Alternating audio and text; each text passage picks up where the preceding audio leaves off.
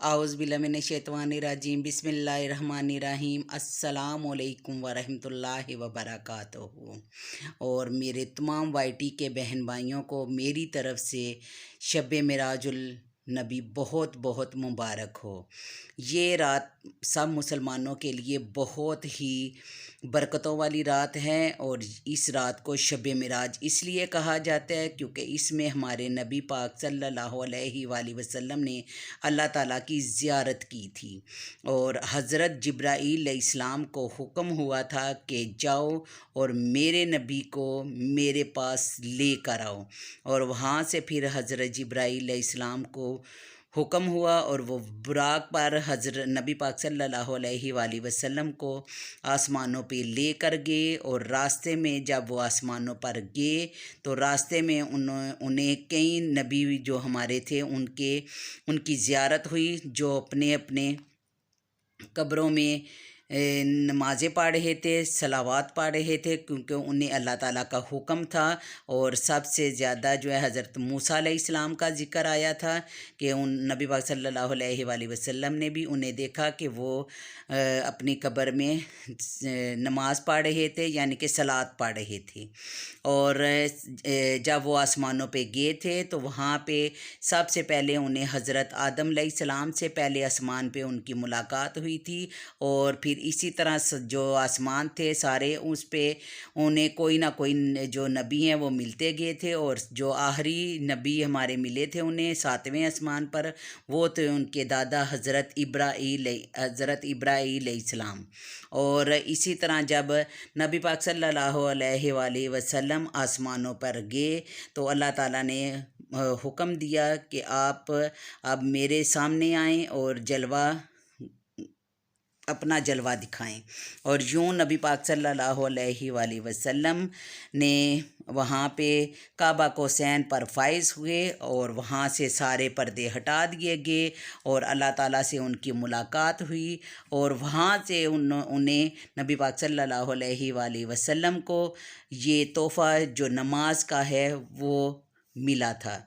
और पहले 50 नमाज़ों का हुक्म दिया गया, लेकिन जब वापस आने लगे तो नबी पाक सल्लल्लाहु अलैहि वसल्लम को हज़रत मूसा अलैहिस्सलाम ने कहा था कि 50 नमाज़ें बहुत ज़्यादा हैं, तो ये नमाज़ें जो हैं कम कराई जाएं। इसी तरह नबी पाक सल्लल्लाहु अलैहि वसल्लम वापस गए और नमाज़ें कम करवा के लाए। 2-3 दफ़ा इसी तरह जाने के बाद नमाज़ों को कम किया गया। फिर नबी पाक सल्लल्लाहु अलैहि वसल्लम ने हज़रत मूसा अलैहिस्सलाम से फरमाया था कि अब 5 नमाज़ें हो गई हैं तो अब मैं वापस नहीं जाऊंगा।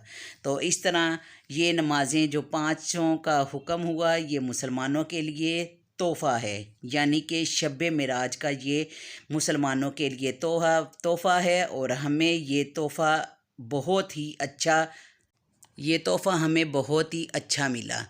और तोहफ़ा तो हमें अच्छा मिल गया, लेकिन उसका यही है कि हम क्या कर रहे हैं।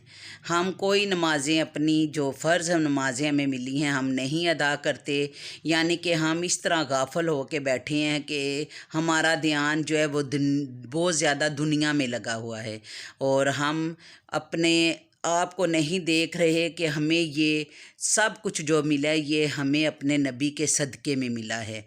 और हमें चाहिए कि हम इस रात को इस तरीके से यहाँ नफल पढ़ें और अल्लाह ताला को याद करें। और जो हमें ये तोहफ़ा मिला है इसको हमेशा अपनी ज़िंदगी में, अपने बच्चों को भी अपनी ज़िंदगी में ये उन्हें पढ़ाएँ और उन्हें इस तरह का आगे से सबक दिया जाए कि वो 5 वक्त की नमाज़ें पढ़ें, कुरान पाक को पढ़ें और अल्लाह ताला को हमेशा याद रखें, बार बार याद किया करें और दुरूद शरीफ पढ़ा करें। और हमेशा सब लोग जितने भी हैं वो इन नमाज़ों को जो है बाकायदगी से जो है ना अदा किया करें, क्योंकि हम लोग जो हैं वो गाफिल हो के बैठे हैं, हमें सिर्फ दुनिया नज़र आ रही है और हम ये नहीं सोचते कि हमने एक दिन ऊपर भी जाना है। और हमेशा यही लगा कि हमने अपनी अपनी लगाई لائی ہوئی ہے اور ہمیں یہی ہے کہ ہم نے یہ کرنا ہے، ہم نے وہ کرنا ہے، لیکن ہم اس بات سے بالکل غافل ہیں اور اس طرح ہو کے بیٹھے ہیں غافل کے جیسے ہمیں اللہ تعالیٰ سے ملاقات نہیں کرنی۔ ہمیں بھی اوپر جانا ہے، یہی یاد رکھیں کہ ہمیں بھی اوپر جانا ہے۔